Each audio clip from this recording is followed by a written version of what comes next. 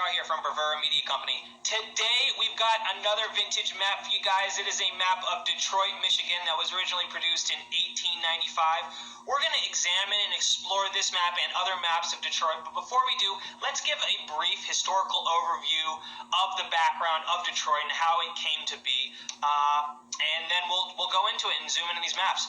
Alright, to start, the city of Detroit was founded on July 24, 1701.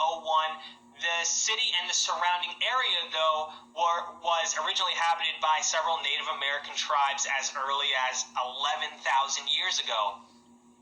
The tribes that resided in the area were the Huron, the Odawa, the Potawatomi, and the Iroquois. The first Europeans did not reach and discover the area until French missionaries and traders worked their way around the League of Iroquois, with whom they were at war with other Iroquois tribes around the 1630s time frame. The city itself was named by French colonists referring to the Detroit River. They called it Le Detroit de Lac Erie, meaning the Strait of Lake Erie. On the shores of the strait in 1701, the French officer Antoine de la Mothe Cadillac, notice the last name, or the name Cadillac, I thought that was kind of cool, along with this French officer, along with 51 French people and French Canadians, founded a settlement called Fort Pontchartrain de Detroit, naming it after Louis Philippe Comte de Pontchartrain, Chancellor of Pontchartrain, essentially. France offered free land to colonists to attract families to Detroit when it reached a total population of 800 in 1765. It was the largest European settlement between Montreal and New Orleans, both of which were also French settlements. The region's economy was based on the lucrative fur trade in which numerous Native American people also partook. Then the French-Indian War broke out, which was a massive military conflict between British and French and Indian forces. British troops were able to control the settlement in 1760, for which they shortened the city's name down to just Detroit. As the French and Indian War continued, several Native American tribes launched counterattacks on the British forces in the area that included Pontiac's Rebellion in 1763 and the siege of Fort Detroit. These attempts, though, were to recapture the area proved to be a failure. Under British control for about 36 years, eventually Great Britain would surrender the territory sometime after the American Revolution, for which this led to the signing of the Jay Treaty of 1796. And the Jay Treaty was and established the northern border of Canada and the United States. From 1805 to 1847, Detroit was the capital of Michigan, first as a territory, then as a state. During the War of 1812, Detroit was surrendered to British troops in the Siege of Detroit. The Battle of Frenchtown in 1813 was a United States effort to retake the city, for which American troops suffered their highest fatalities out of any battle of the War of 1812. Detroit would be recaptured by the United States later that year. After the conclusion of the War of 1812, Detroit became officially incorporated as a city in 1815. Prior to the American Civil War, the city's access to the Canadian-U.S. border made it a very key stop for refugee slaves gaining freedom to the north along the Underground Railroad. Many went across the Detroit River to Canada to escape pursuit of slave catchers. Also regarding the Civil War, numerous men from Detroit volunteered to fight for the Union during the American Civil War, including the 24th Michigan Infantry Regiment, which fought with honor and suffered 82% casualties at the Battle of Gettysburg. That's unbelievable.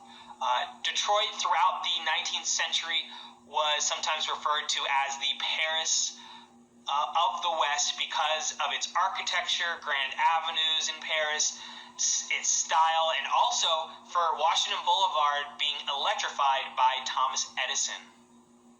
The city had grown steadily from the 1830s with the rise of shipping, shipbuilding, manufacturing industries. It strategically was located along the Great Lakes waterway. Detroit emerged really as a major port and transportation hub. In 1896, a thriving carriage trade prompted Henry Ford to build his first automobile in a rented workshop on Mack Avenue, thus establishing the Ford Motor Company in 1903 and launching Detroit into becoming an automotive city.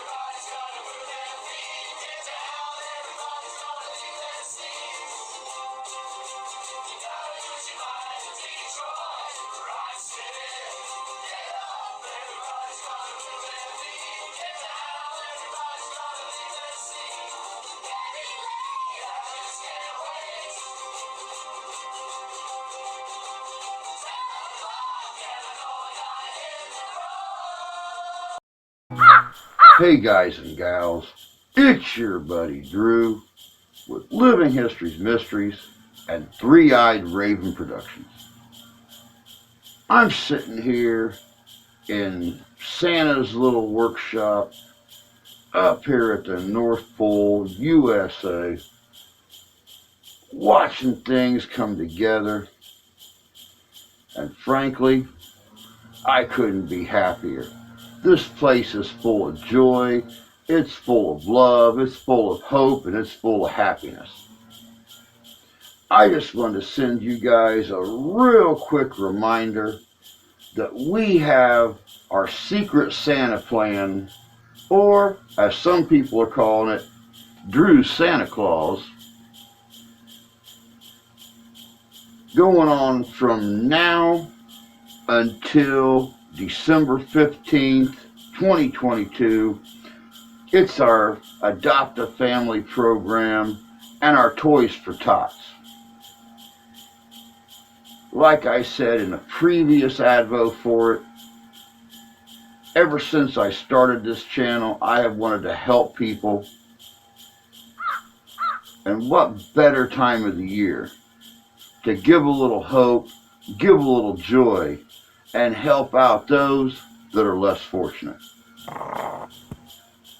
So, as always, if you want to make a cash donation to help out with the Toys for Tots or the Adopt a Family program, you can send your cash donations right here. Same PayPal we always use. And of course, if you would just like to send gifts, even if it's canned goods, everything is going to come in handy. And I'm really hoping, before it's all said and done, that we could actually give a Christmas dinner to a family who otherwise couldn't. But if you want to just send gifts, get a hold of me right here at livinghistorycomesalive@gmail.com, and I'll send you out a mailing address where those gifts can be sent. If you just want to send cards, just well wishes and a little bit of Christmas spirit and a little bit of love, you can send, once again, contact me at livinghistorycomesalive@gmail.com, and I'll send you a mailing address where that stuff can be sent. So you have the PayPal account where any cash donations can be sent. You have the Gmail, where you can get a hold of me for a mailing address to send non-perishable food items, gifts for either the Toys for Tots or the Adopt a Family program. What else could we do besides spread a little Christmas joy and spread a little Christmas love? We need your help out here on the floor. All right, Santa, gotcha. But y'all take care. God bless you. God love you. We do. Happy holidays.